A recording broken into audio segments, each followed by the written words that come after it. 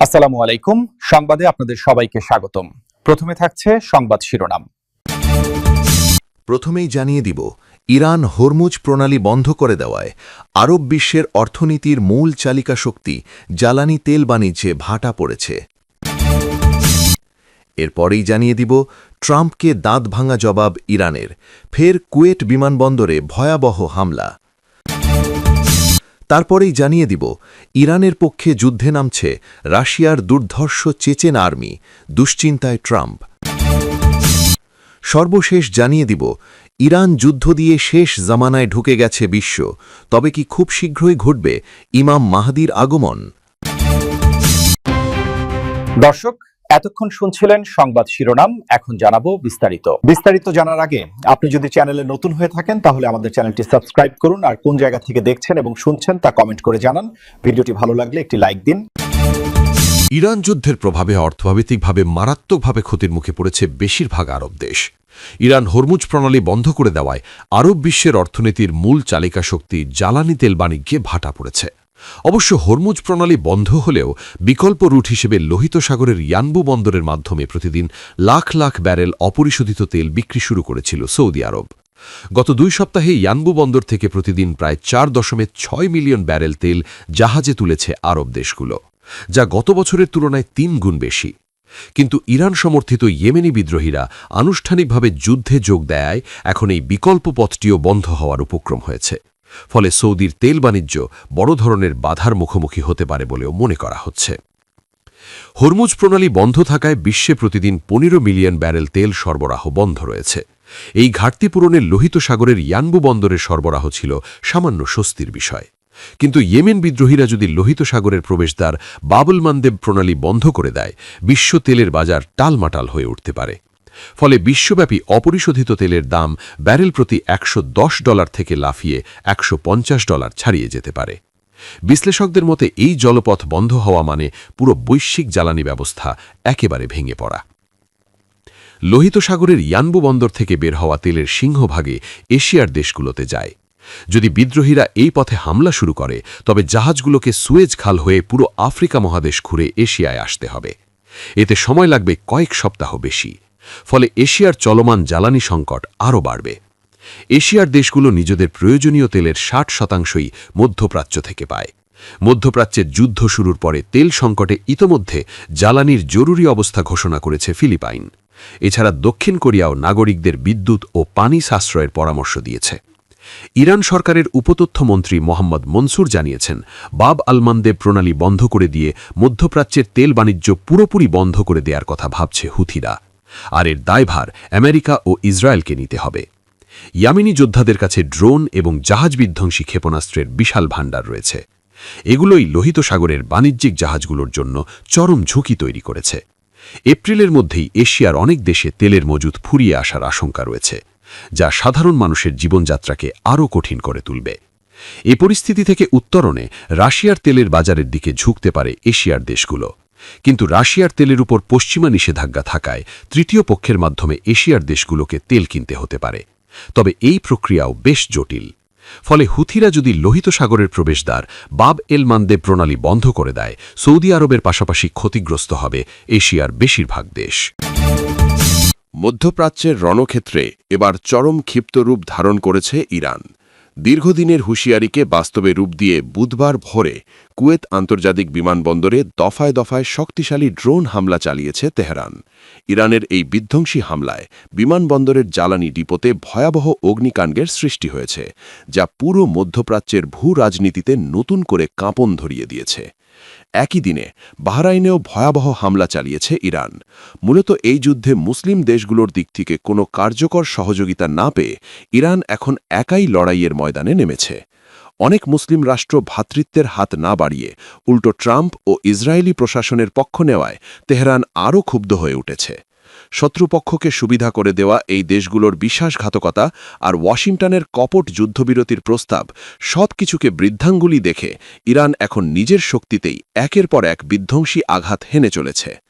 বুধবার স্থানীয় সময় ভোরবেলায় ইরান সমর্থিত সশস্ত্র গোষ্ঠীগুলো একযোগে বেশ কয়েকটি আত্মঘাতী ড্রোন দিয়ে কুয়েত বিমানবন্দরের কাফকো ফুয়েল ডিপো লক্ষ্য করে ভয়াবহ হামলা চালিয়েছে।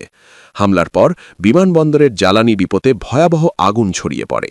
হামলার পরপরই বিকট শব্দে একের পর এক বিস্ফোরণ ঘটে এবং মুহূর্তের মধ্যে আগুনের লেলিহান শিখা কয়েকশো ফুট উঁচুতে উঠে যায়। কালো ধোঁয়ায় ঢেকে যায় কুয়েতের আকাশ, যা মাইলের পর মাইল দূর থেকেও দৃশ্যমান ছিল। ভয়াবহ এই হামলায় ড্রোনগুলো সরাসরি বিমানবন্দরের জ্বালানির সংরক্ষণাগার বা ফুয়েল ডিপো লক্ষ্য করেই আঘাত হানে। কুয়েতি কর্তৃপক্ষ জানিয়েছে এই হামলায় বেশ কয়েকজন আহত হয়েছেন এবং যাত্রী টার্মিনালেরও ব্যাপক ক্ষয়ক্ষতি হয়েছে। এর আগেই কর্তৃপক্ষ জানিয়েছিল ড্রোন হামলায় বিমানবন্দরের রাডার ব্যবস্থা মারাত্মকভাবে ক্ষতিগ্রস্ত হয়েছে। কুয়েত সিটিতে চলমান এই যুদ্ধে প্রায় প্রতিদিনই এমন সতর্ক সংকেত বা সাইরেন শোনা যাচ্ছে, যা এখন সাধারণ ঘটনা হয়ে দাঁড়িয়েছে।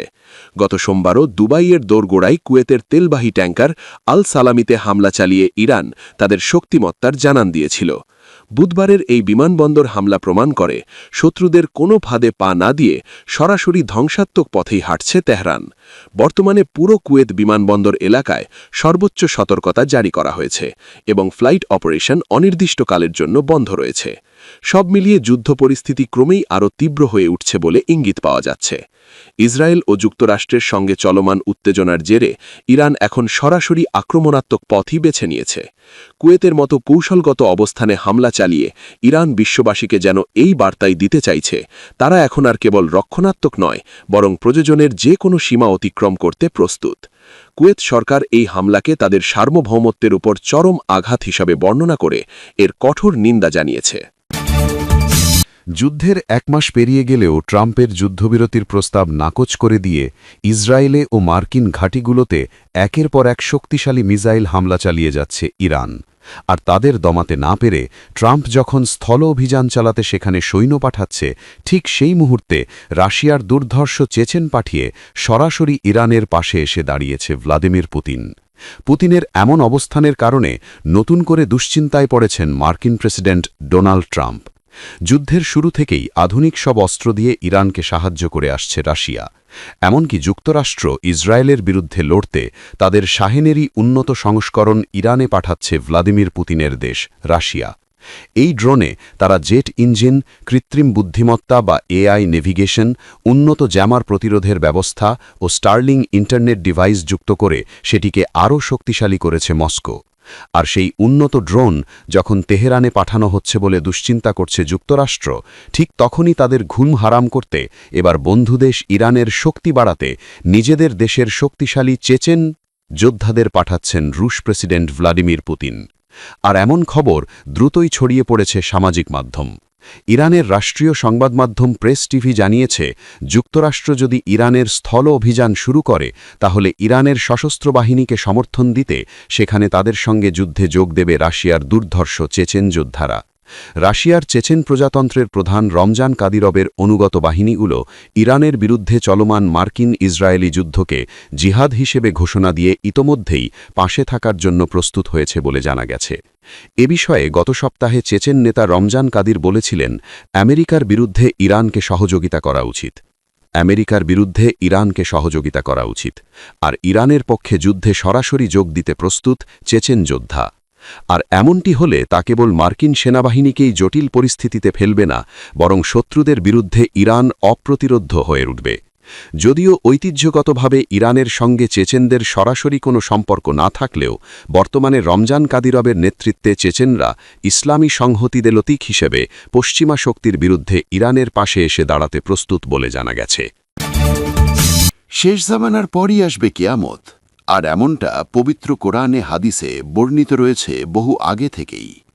তবে দিন দিন প্রযুক্তির উৎকর্ষতা আর মানুষের আধুনিকতায় যেন এসব বিষয়ে বিজ্ঞানসম্মত নয় বলে আর সেকেলে ধারণা বলেই পরিচিতি পেয়ে আসছে। এমনকি এসব বিষয়ে বিশ্বাসীদের নিয়েও চলত তুমুল হাসি ঠাট্টা। তবে ইরানের সঙ্গে যুক্তরাষ্ট্র ও ইসরায়েল যুদ্ধে জড়ানোর পর থেকে বিষয়টিতে ধর্মীয় গ্রন্থগুলোর বর্ণনার সত্যতা পাওয়ায় এবার নড়েচড়ে বসেছেন বহু মানুষ। এমনকি ইরানের অনেক ধর্মীয় নেতারা এই যুদ্ধকে ইমাম মাহাদির আগমনের বার্তা হতে পারে বলে ধারণা করছেন। শেষ জামানায় ইসলামে যে ফোরাত নদী শুকিয়ে আসার কথা বলা হয়েছে, সেই ফোরাত নদীতে আগের মতো পানি নেই। যে বাইতুল আকসাকে শেষ জামানায় ইহুদিদের কাছ থেকে মুক্ত করার কথা বলা হয়েছিল, সেটিও আর মুক্ত হয়নি। এর সবকিছুই যেন এই ইরান ও ইসরায়েলের যুদ্ধের মধ্যেই প্রতিফলিত হচ্ছে। যুদ্ধ যতই দীর্ঘ হচ্ছে ততই যেন সারা বিশ্ব দুটি ভাগে ভাগ হয়ে যাচ্ছে। একদিকে ইরানের পাশে রাশিয়া, চীন, উত্তর কোরিয়া, অন্যদিকে ইসরায়েল, যুক্তরাষ্ট্র, জার্মানি ও ফ্রান্স। এই যুদ্ধ এখন আর ইরানের মধ্যে সীমাবদ্ধ নেই। তবে কি ইসলামের শেষ জামানায় যে বড় মালহামা তথা ভয়াবহ যুদ্ধের কথা বলা হয়েছে সেই দিকে এগিয়ে যাচ্ছে পৃথিবী? ইরানের সঙ্গে না পেরে এই যুদ্ধে লজ্জাজনকভাবে হারতে চলেছে যুক্তরাষ্ট্র ও ইসরায়েল। এমন ভবিষ্যৎবাণী গত 2 বছর আগেই চীনের এক অধ্যাপক করেছিলেন, আর সেই ভবিষ্যতের অকল্পনীয় বাস্তবায়ন যেন অবাক বিস্ময়ে দেখছে গোটা বিশ্বের মানুষ। যুদ্ধের শুরু থেকে আমেরিকার বিরুদ্ধে লড়তে বন্ধু দেশ লেবানন, ইয়েমেন, ইরাক সৈন্য দিয়ে সাহায্য করলেও উত্তর কোরিয়া, রাশিয়া ও চীন তাদের আধুনিক অস্ত্র দিয়ে সহায়তা বজায় রেখেছে ইরানে। তবে গত কয়েকদিনে ট্রাম্প নেতা নেয়াহুর পারমাণবিক হামলার সংখ্যা ছড়িয়ে পড়েছে সারা বিশ্বে। এ বিষয়ে কিছু বাইবেল গবেষক ও খ্রিস্টান ভাষ্যকার বলছেন, প্রাচীন ধর্মগ্রন্থের ভবিষ্যৎবাণী এখন হয়তো সত্যি হতে যাচ্ছে। ইরানের সর্বোচ্চ নেতা আয়াতুল্লাহ আলী খামিনি নিহত হবার পর একাধিক ধর্মীয় বিশ্লেষক বাইবেলের বিভিন্ন অংশের ব্যাখ্যা দিয়ে বলেছেন যে শেষ জামানায় ইসরায়েলের বিরুদ্ধে একটি জোট গঠন করবে পারস্য বা ইরান। এছাড়াও লিভিং ওয়াটার্স নামের একটি ইউটিউব চ্যানেলের পডকাস্টে বাইবেল গবেষকরা গত বছরের জুনে 2টি ভবিষ্যৎবাণী পূরণ হওয়ার সতর্কতা দিয়েছিলেন। প্রথমটি হল, যখন মানুষ বলছে শান্তি ও নিরাপত্তা, ঠিক তখনই হঠাৎ বিনাশ আসবে। আর দ্বিতীয়টি হল ঈসাইয়ার ভবিষ্যৎবাণী, ধামের শহর আর থাকবে না, ধ্বংসস্তূপে পরিণত হবে। তবে অদ্ভুত ব্যাপার হল, ইরানের পারমাণবিক স্থাপনায় বোমা হামলার পর ট্রাম্প এখনই শান্তির সময় বলে পোস্ট দিয়েছিলেন, আর সেই একই সময় সিরিয়ার ধামেজকে একটি গির্জায় আত্মঘাতী বোমা হামলায় 22 জন নিহত ও 63 জন আহত হয়েছিলেন।